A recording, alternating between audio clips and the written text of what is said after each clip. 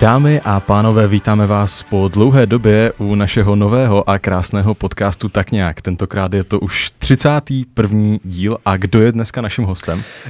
Jenom doplním Jono a nebo naopak.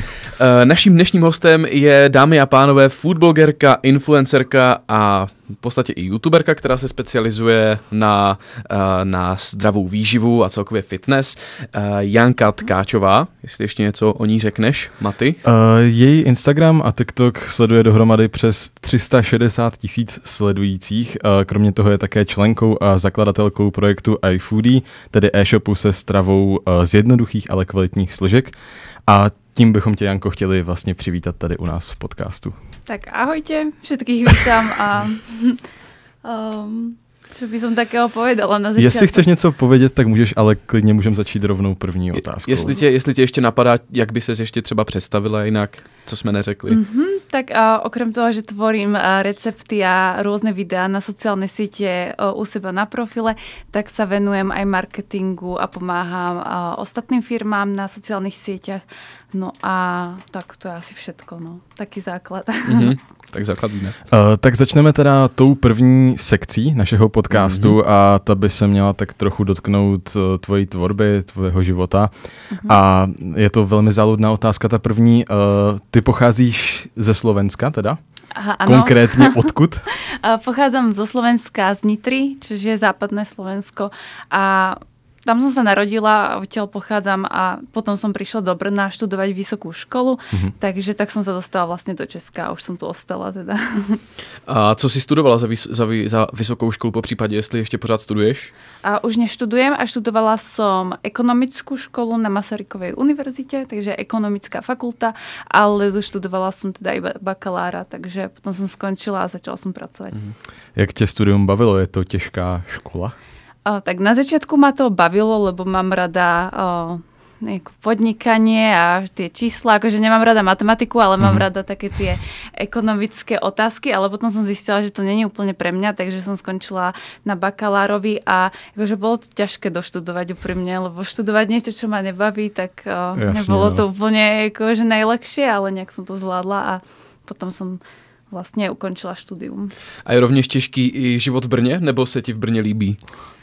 No, akože Brno mi ponúka asi všetko, zatiaľ, čo potrebujem, za to som tu a za to tu žijem, ale teda nepáčia sa mi moc tie ceny nehnuteľnosti tu na. Myslím si, že oproti Prahe, ktorá ponúka toho oveľa viacej, Brno toho neponúka až tak veľa, kdežto tie ceny tých nehnuteľností sú porovnateľné, takže to si vravím, že asi nie je úplne...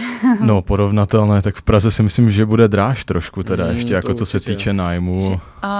Čo sa týka nájmu asi áno, ale čo sa týka cien ako bytov, tak teraz som si práve kupovala byt tu v Brne a porovnávala som to s cenami v Prahe a akože veľmi podobne sa tie ceny pohybujú. Možno záleží ešte na lokalite, tak Prahu nepoznám až tak dobre, ale akože za podobné peniaze sa dá kúpiť byt aj v Prahe. Teda. Takže si uvažovala i o Praze, že bys tam jako bydlela třeba? Ja som si to pozerala zo zaujímavosti skôr, pretože priateľ tu má prácu, takže ja mám ako prácu z domu, alebo akože mám nejaké projekty aj tu na vyslovene ako na Brno viazané, ale dalo by sa to asi nejako s dochádzaním poriešiť, ale priateľ tu má prácu, takže nebolo to úplne ako vyslovene, že som hľadala v Prahe bývanie, skôr tak zo zaujímavosti som chcela vedieť, jak sa to pohybuje. Takže tak. No a nějak výhledově máte jako v plánu se třeba odstěhovat do té Prahy, nebo jakoby to, nebo to je pořád teda vázané tím přítelem?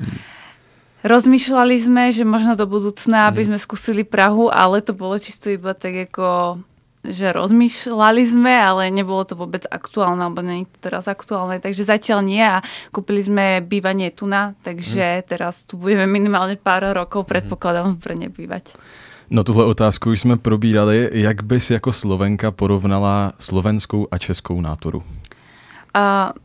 Akože nemyslím si, že máme až tak veľké viditeľné rozdiely, ale tak trošku vidím napríklad v tom humore, že mi príde, že niekedy nechápem tie české vtipy a neprídu mi úplne vtipné, takže si myslím, že v tomto, ale inak si nemyslím, že sú nejaké veľké rozdiely, že mám pocit, že Slováci a Češi sú stále takí, že sa berú za svojich a až na nejaké výnimky si myslím, že sme k sebe jako taky priateľský a není tam taký velký rozdíl. No. Ohledně toho humoru je pravda, že ten český humor jako bývá označován jako takový ten suchý humor, jakože není to úplně... Ano. Asi se začneme dívat teda na tu tvorbu, na tu tematiku té tvojí tvorby. Jaké je vůbec celé pozadí tady téhleté tvojí tematiky? Jak tě napadlo se vydat na právě téma toho jídla, toho životního stylu? Tak mňa odjak živa bavilo jedlo. Ja som začala riešiť zdravý životný štýl už asi v 15, kedy som proste chcela schudnúť, čož nie som úplne hrdá na to, že som to začala riešiť takto skoro, ale a prešla som si rôznymi takými obdobiami, kedy som napríklad pribrala a potom som chcela schudnúť, rýchlo som chudla, nemala som rada svoje telo a všetky takéto veci. Asi veľa dievčat si v puberte týmto prešlo tiež. A tak vlastne som začala riešiť to jedlo a tie recepty, pretože som si povedala, že je to niečo, čo ma baví a možno by som tým mohla odkázať aj ľuďom nejakú takú myšlienku, aby napríklad nebrali to jedlo až tak vážne, aby neriešili to, že či jedia stále iba zdravo, že je to o tej rovnováhe a tak nejak mi to išlo dokopy, tak som začala tvoriť takýto typ obsahu.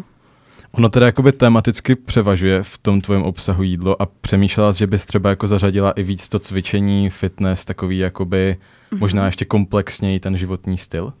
Takže volakedy predtým, keď som začínala, som pridávala dosť aj fitness obsah, ale potom som sa zamerala na to, čo ma baví viacej a čomu sa dlhšie venujem, takže proste obecne strava.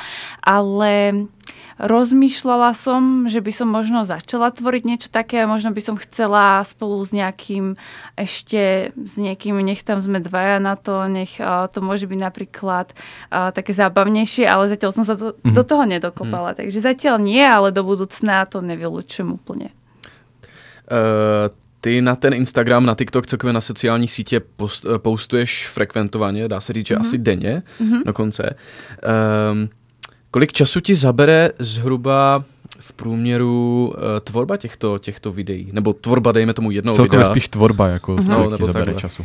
Tak, čo sa týka tvorby, tak veľa ľudí si myslí, že je to asi iba pár minútová záležitosť, tak ich vyvediem teda z omylu, pretože napríklad jedno video mi kľudne trvá aj 3-4 hodiny a to si myslím, že to robím ešte celkom rýchlo, že niekomu to môže trvať kľudne aj dlhšie, pretože sa začína napríklad tým, že si človek vymyslí nejakú ideu, čo asi teda bude chcieť postovať, musí si vymyslieť scenár, musí si to natočiť, možno musí na to nakúpiť nejaké suroviny, ak je to recept, potom to musí zostrihať, nadabovať, vymyslieť tomu nejakú titulnú fotku a všetko možné, akože nesťažujem sa, ale je toho ako oveľa viac, než si asi niekto môže myslieť, takže tak 3-4 hodiny. Jako taky máme nějaké zkušenosti, takže víme, že to zabere hodně času.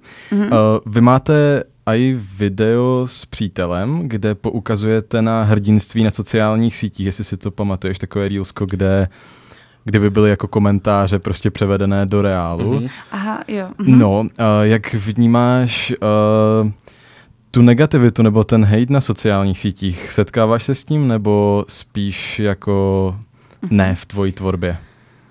Hej, stretávam sa s tým. Mám pocit, že ľudia na sociálnych sieťach sú tvrdší ako v realite a rozprávajú veci, ktoré by nikdy nepovedali do očí, pretože sú za takouto stenou sociálnych sietí.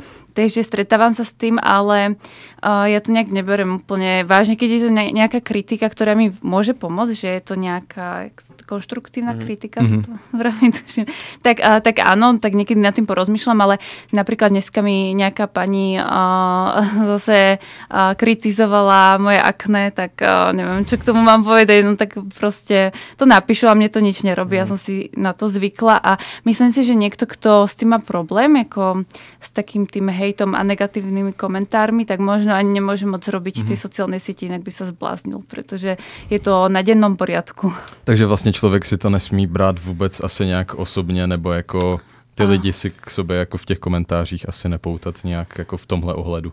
Áno, tak to by som to povedala. Ja si myslím totiž, že keď človek kritizuje niekoho iného a narazí na niečo, v čom si ten človek nie je istý, tak to možno je nepríjemné, ale keď si ten človek, ktorý je kritizovaný, bude sám sebou istý, tak mu to nejak moc neublíži. Takže si myslím, že skôr treba byť v takej tej psychickej pohode, aby ste vedeli a poznali svoju hodnotu a potom by to malo byť podľa mňa všetko v pohode.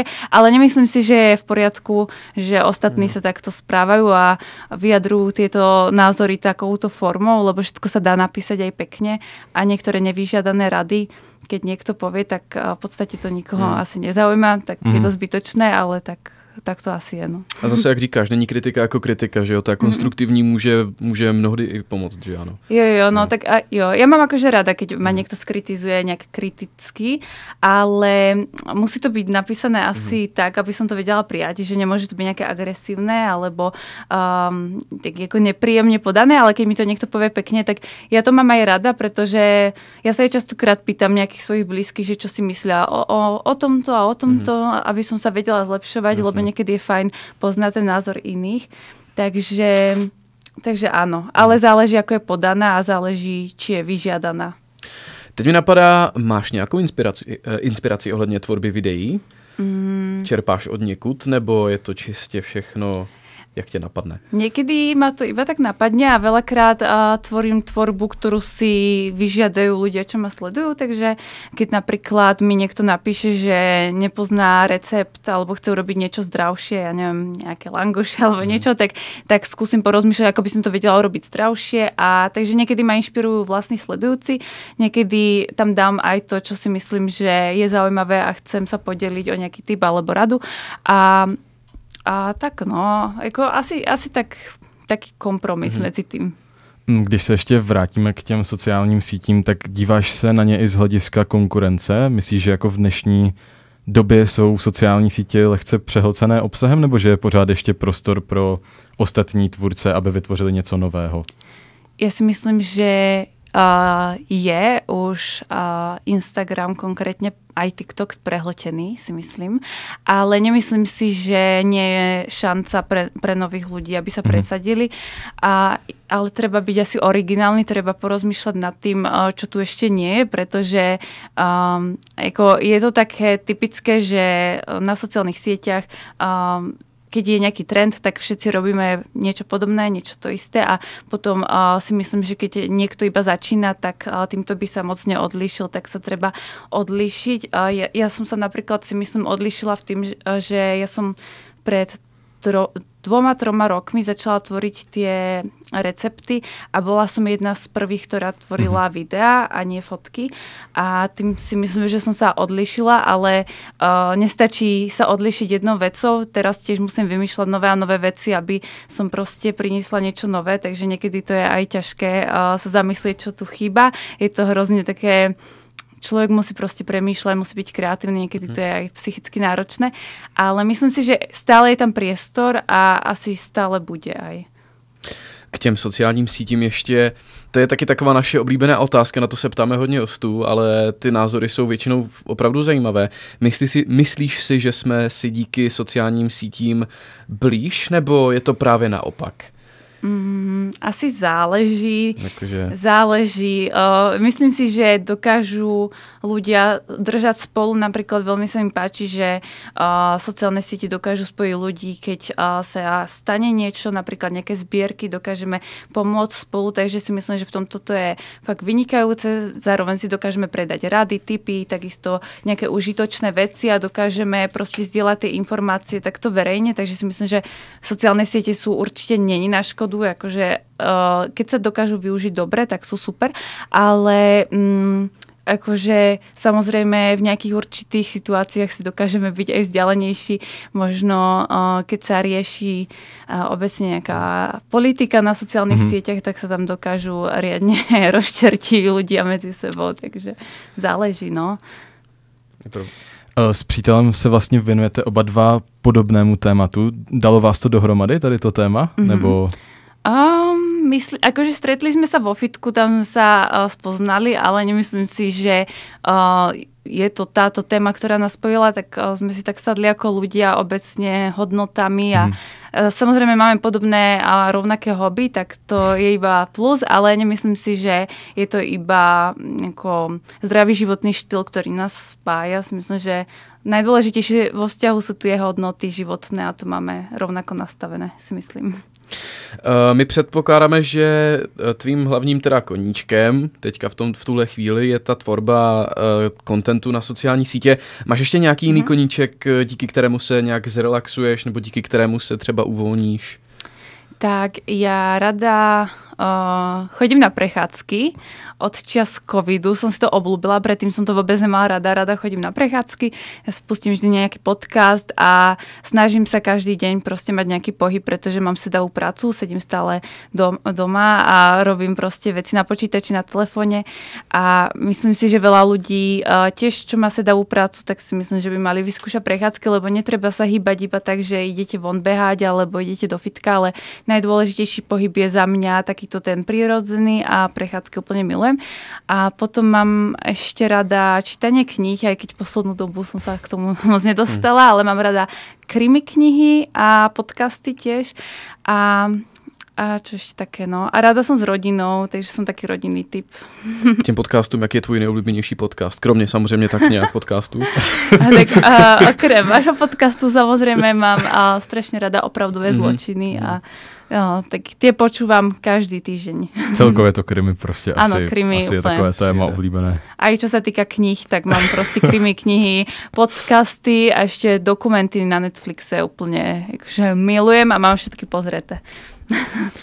No já myslím, že tohle by bylo z téhle sekce asi nějak tak všechno. Máme za sebou krásných skoro 20 minut. Velmi nádherných. Máme před sebou tedy druhou sekci, tam se budeme věnovat zdraví, fitness, ale i třeba Jančinomu projektu iFoodie, takže zůstaňte s námi, zhruba za 3 minutky jsme zpět. Tak nějak. Jo no, a nebo naopak. Jo no, a nebo naopak. Tak další otázky, zatím čau. Dámy a pánové, vítejte zpět u 31. dílu našeho nového a krásného podcastu Tak nějak. Naším dnešním hostem je Janka Tkáčová. Ještě jednou vítáme tě u nás. Ahoj. A jsme tady s druhou sekcí, kde se trošku pověnujeme zdraví a fitness a já si začnu rovnou tou první otázkou. Ta se bude teda týkat stravování. Existuje podle tebe vůbec nějaký správný názor na to, jak se dobře stravovat? Nebo nějaký jakoby správný stravovací návyk? Nebo návyky spíš? Myslím si, že ani nie. Ale určite všetkého veľa škodí, takže myslím si, že najdôležitejší je taký balans, aby si ľudia nič nezakazovali, ale zároveň nejak tak racionálne rozmýšľali nad tým, čo to jedlo ich telu dá. A to si myslím, že je asi taký najväčší omyl veľa ľudí, ktorí mi niekedy napíšu aj pod príspevky, že urobím niečo a povedia, ale veď toto, ja neviem, maslo není zdravé, je moc tučné, ale proste v skutočnosti ako nedá sa jesť iba zdravo. Zdravý životný štýl neznamená, že musíme jesť iba zdravo. Práve, že si myslím, že zdravý životný štýl znamená snažím sa jesť čo najviac zdravo a keď mám chuť, tak si dám aj niečo nezdravé a taký nejaký ten balans je podľa mňa najlepší. Ale záleží teda na každého cieľoch. Niekto chce schudnúť, niekto pribrať, niekto má možno nejaké intolerancie, takže sa nedá povedať, že čo je najideálnejší pre všetkých. No. Tak spíš tak jako nějak obecně, ne jako, že když je někdo sportovec, nebo tak, že musí mít jídelníček, ale spíš tak jako obecně to pojmout. No, tak všetkého veľa škodí a balans je najlepší podľa mňa. Tak by som to zhrnula. No. Na to vlastně můžeme navázat i otázkou. Napadá ti teďka třeba nějaký mýtus ohledně jídla, co je jako, že v široké veřejnosti celkem známý, lidi tomu věří, ale ve skutečnosti to třeba pravda není?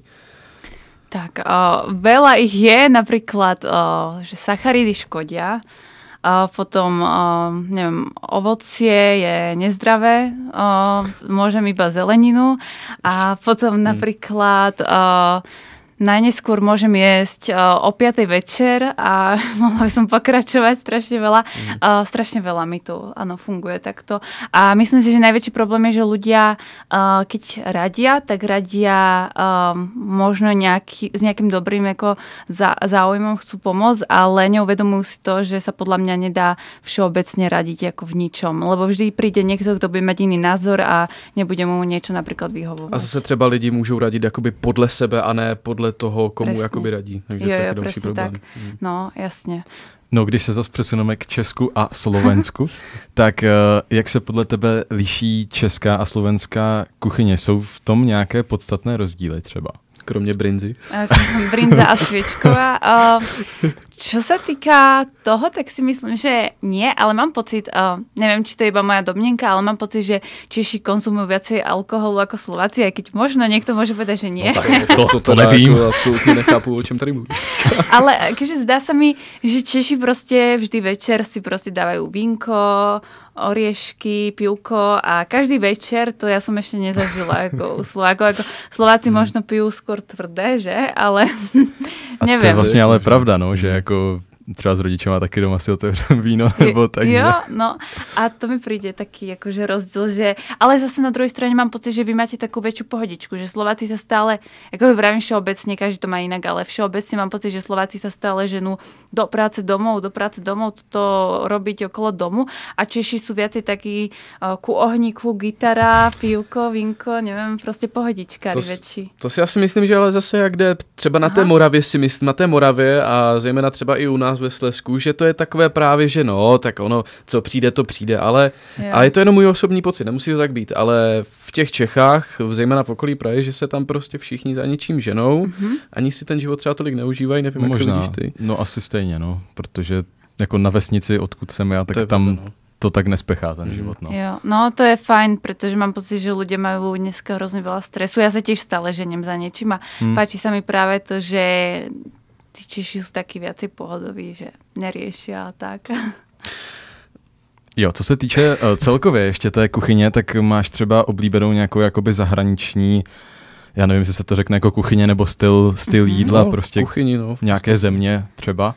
Ja milujem taliansku kuchyňu, takže pizza, cestoviny, áno. A mám rada obecne aj Taliansko, hrozne rada sa tam vraciam, aj tá ich natúra je super, takže talianská kuchyňa, ale ja mám z každej kuchyne mám niečo, čo mám rada. Napríklad u vás to je sviečková a potom napríklad z azijskej kuchyne mám rada polievky, to foga, mám rada, sa si vždy objednávam.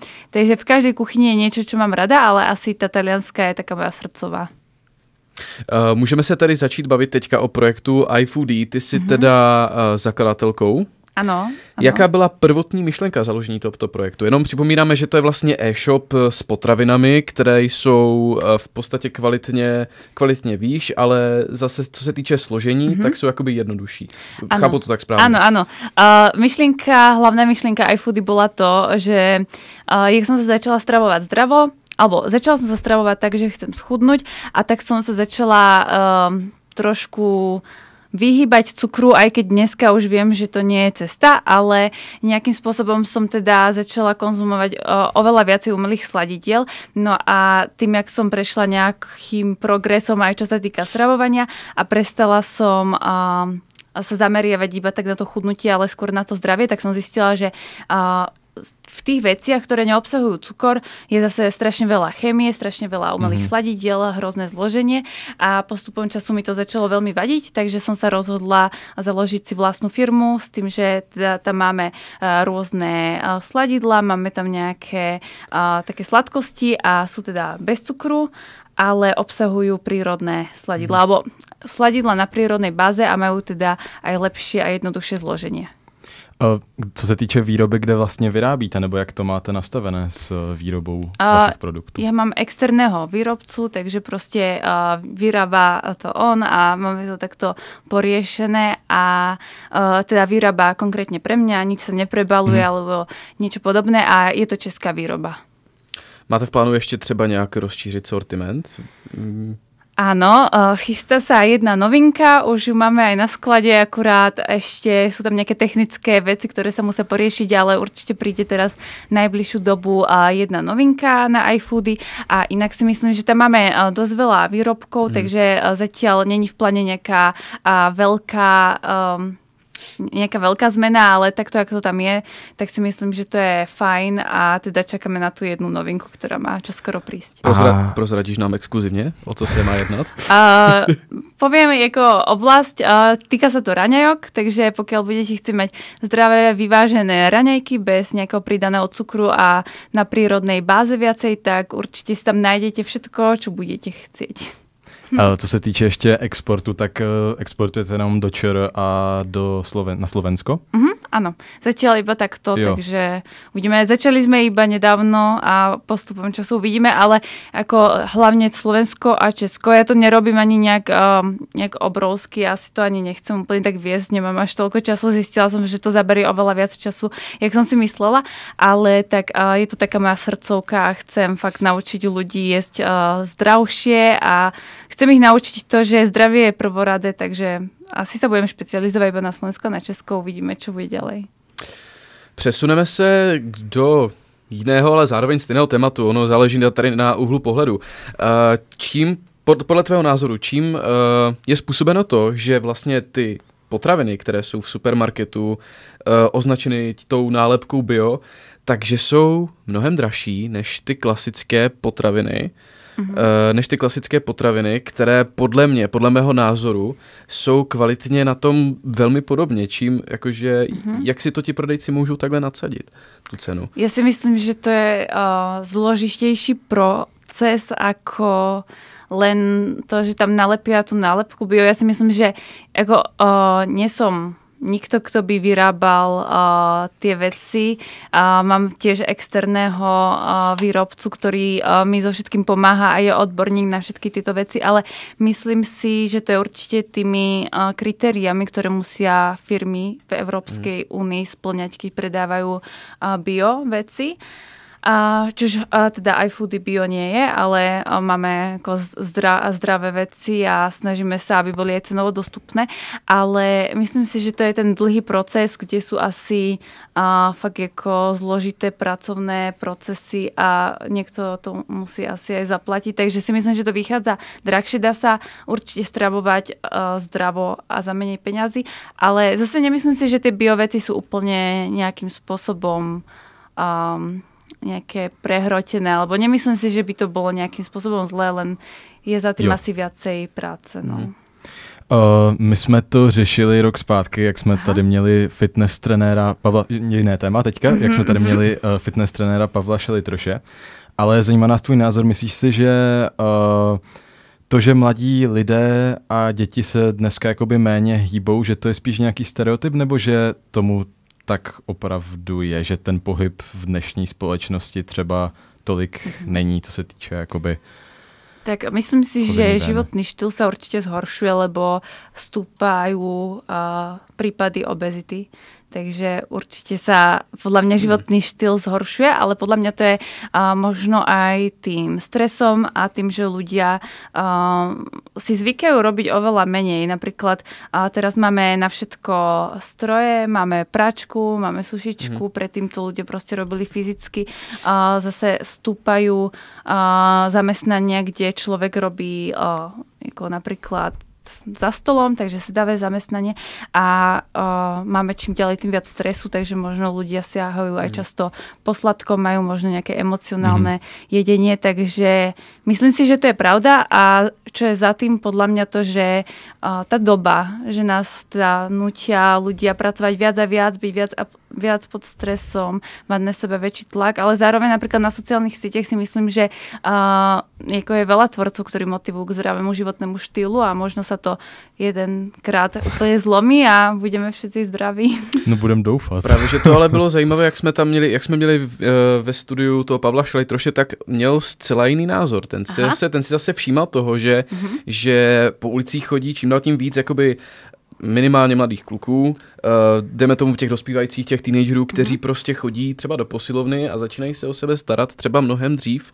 než to bývalo třeba 10 let zpátky. To možno áno, ale ja si myslím, že to není úplne tak, jak to môže vyzerať, lebo to, že má človek svaly a vyzerá dobre, a nemusí nutne znamenať to, že žije zdravší životný štýl. Práve toto je to, akože nevravím, že teraz niekto, kto chodí do posilovne, že akože nie je zdravý, ale myslím si, že môže to na prvý pohľad možno aj klamať, pretože ja práve som začínala v posilovni a vtedy som nehľadila na zdravie, ale na svoju postavu. A paradoxne som proste nejedla zdravo, ani som nemala zdravý vzťah k jedlu, takže môže to klamať. Neviem, aký je to teda obecne, ale ja si myslím, že tým, že obezita stúpa, tak pravdepodobne globálne sa bude životný štýl fakt zhoršovať, si myslím. Inak by to nestúpalo. Můžeme se možná ještě chvilku vrátit k těm projektům, nebo máš nějakou jinou otázku teďka v plánu? Nepřemýšlela jsi třeba, že by si založila i jako restauraci se zdravým jídlem v Brně? Že napadlo ma to samozrejme, ale je za tým určite strašne veľa práce a momentálne nemám priestor, pretože mám 4 práce, všetko to robím naraz a už teraz nejako moc nestíham. Takže momentálne nie, a do budúcna možno áno, ale to by som teda chodila stále asi na menička k nám a to neviem, jak by dopadlo. No. Taková klasická otázka, co se týče zdravého stravování. Kolikrát denně je dobré jíst? Je to taková ta klasika, že 5krát denně, to znamená snídaně, svačina, oběd, svačina, večeře, anebo už jsou prostě teď zajeté úplně jiné systémy, nebo spíš by měly být zajeté úplně nějaké jiné systémy? Čem to vězí? Čo sa týka chudnutia, je to podľa mňa jedno. Človek môže jesť aj 1-krát denne, keď nezie viac ako proste spáli, tak nepriberie. Ale čo sa týka zdravia, tak si myslím, že je fajn mať v strave nejakú pravidelnosť, ale záleží na každom človeku. Každému vyhovuje inak. Napríklad mne dlhú dobu nevyhovovali raňajky, tak som neraňajkovala, teraz mi zase vyhovujú. Ale čo si myslím, že je fajn, a všimla som si to aj na vlastnom trávení, je to, že tesne pred spaním, aspoň hodinku, keď nejem, tak sa ráno cítim oveľa lepšie, pretože človek potrebuje mať trošku aj... Akože nemôže byť prepchatý, keď ide spať, no. Tak ono celkově se asi potom mají líp spí, když je člověk takový jako lehčí. Protože je to takové, že už je to taková tradice, si myslím, že už se to takhle obecně říká jako všude, no, jakoby. Akože aj kvalitnější spánok, aj to by vám Ondra povedal, on sa to zameriava, ale... Tak ho pozvem potom. Tak můžeme, tak jsme mohli pozvat oba tady. Jo. No. Případně, když lidi nemají čas, tak jaké třeba jednoduché zdravé jídlo bys jim doporučila, jestli máš nějaké teda, když prostě člověk spěchá, potřebuje si rychle něco nachystat. No tak na to je úžasný môj Instagram, pretože tam ich je strašne veľa týchto jedál, pretože tie recepty sú fakt zamerané na to, keď človek nemá čas. Ja paradoxne nerada trávim v kuchyni nejak veľa času, takže všetky tie recepty sú do pár minút hotové a fakt akože všetko je na mojom Instagrame. Je ich strašne veľa. A třeba nějaký tvůj oblíbený? Nejaký obľúbený, tak... A akože na raňajky alebo obecne? Môžem klidně dát ty snídaně, no. Tak ja mám rada, keď si dám napríklad jogurt, do toho si dám granolu, nejak to prelejem nejakým oreškovým maslom a dám tam čerstvé ovocie, tak to je úplná pecka. No a když třeba nemá člověk čas si připravit nějaký vydatný oběd, ale nechce se mu zase dávat nějaké extrémní peníze za nějaké jídlo v restauraci, něco rychlého? Tak sú rôzne fakt varianty, napríklad dneska už nájdete aj rôzne zdravšie varianty nejakých príloh v supermarkete, rôzne, tam je šošovica, rýža, už to máte proste predpripravené a viete si to skombinovať s nejakým humusom a k tomu dať ako, ja neviem, nejaký syr, nejaké mäso, ale akože záleží na každom, no, ale ja si myslím, že dá sa takto, alebo aj pečivo obecne není vôbec zlé, keď si človek dá, akože veľa ľudí sa toho bojí, ale keď nestíham, tak si koľkokrát kúpim proste nejaké pečivo, k tomu si dám cottage alebo humus a zeleninu a mám proste nejaké jedlo. Někteří by si k tomu dali vlašák, pařížák. No já taky vlastně, ale... Já jsem si dneska taky nachystal docela dobrý oběd knedlík s vajíčkem, tak... Ale to je mňamina zase. Tak to nemůže být úplně zlé, záleží, čo tam je všetko, no. No tak prostě normálně olej dáš na panvičku, cibulu na to dáš. A jo, no. Jako ale tak... slaninu, knedlík a vajíčka. Jo, ale tak jakože fakt nič nie je úplne zlé, by som povedala. Záleží, že jak to nakombinuješ potom počas dňa. Keď si potom vyvážiš to jedlo niečím iným počas dňa, tak to vôbec nemusí byť nejak na škodu. Ještě jedna otázka k sociálním sítím. Jak velký vliv podle tebe mají sociální sítě na mladé lidi, co se týče vnímání jejich postavy nebo těla? Protože si myslím, že tohle je docela jako důležité téma. Spousta lidí se prezentuje na sociálních sítích jakože takže vypadají kolikrát až jakoby nepřirozeně hezky. Jak si myslíš, že tohle třeba jako ovlivňuje společnost? Jakože myslím si, že neskutočne, že tiež jak stúpa obezita, stúpa aj proste rôzne iné ochorenia, napríklad aj psychické ochorenia. Myslím si, že to môže byť zapričinené tým, že ľudia sa porovnávajú, zároveň, že majú teda stres, že sa vytvára tlak. A jakože na sociálnych sieťach sa hodne tlačí na tú... jak to nazvať, na tú dokonalosť, ale myslím si zase, že každý by si mal byť vedomý toho, keď je na sociálnych sieťach, že proste každý tam ukazujeme najlepšiu časť samých seba a že to nie je skutočnosť. Ja sa snažím na to poukazovať aj na svojich sociálnych sieťach, že ukazujem tú realitu, ale tak akože aj mňa to niekedy tak ako vezme za sebou, že sa niekedy začnem porovnávať, ale ja si nemyslím, že to je iba na sociálnych sieťach, môže to byť napríklad aj v skutočnom živote, že sa porovnávame s ostatnými, napríklad spolužiakmi alebo v práci a myslíme si, že majú dokonalý život, ale v skutočnosti to môže byť úplne inak. Ale to je podle mě jako problém, to je lidské nátury, že má prostě jakoby potřebu se porovnávat a potřebu zase překonávat toho druhého, se kterým se porovnává, což si myslím, že... Možná asi jo, no, akorát od těch sociálních sítí si jako podle mě člověk nedokáže třeba tolik udržet odstupy, jak v tom reálném životě, že?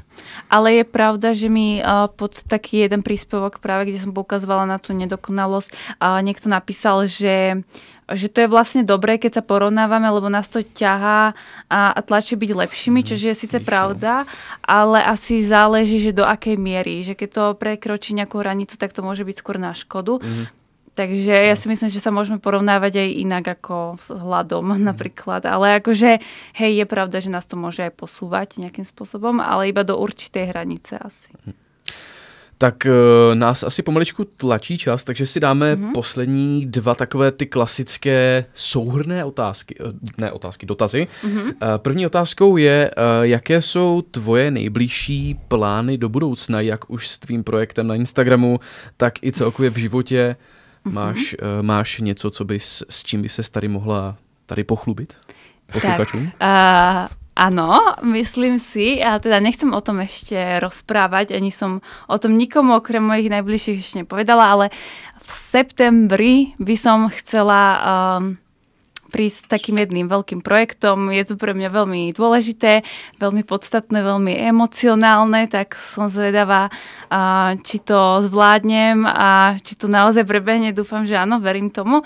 A takže jeden taký veľký môj projekt v septembri nás čaká a čo sa týka budúcnosti, tak chcela by som sa zdokonalovať v tom, čo robím samozrejme a byť stále lepšia, a rozvíjať iFoody a asi tak zatiaľ. No rozmýšľala som aj o tom, že pôjdem ešte študovať kriminalistiku, keď ma tak strašne baví. Studovať kriminalistiku? Áno, ale zistila som, že akože asi by to nebolo úplne ideálne, pretože možno, síce ma to baví z pohľadu poslucháča, ale asi by som nemala úplne na to guráž byť nejaká policajtka. A tak ono se kolikrát říká, že jakoby to, co člověk vidí v seriálech, že dělají ty kriminalisti, takže není vůbec realita, že většinou to je spíš jakoby spousta papírování a takovéhle věci. Ano, no právě. Takže to je taky ještě možná trošku potom zkreslující v tomhle ohledu. No. A je to asi také zamestnanie, že keď robíte toto, tak už nemôžete robiť nič iné a pomaly a určite súkromný život ide aj na úkor toho. A keďže som taká rodinkárska, tak si myslím, že by to asi nebolo moc pre mňa. No. A dáme teda poslední otázku a to je, co bys vzkázala našim posluchačům, po případě i tvojim fanouškům třeba takhle jako závěrem. Nebo tvým potenciálním fanouškům. Tak. Po dnešku, kteří by se mohli stát.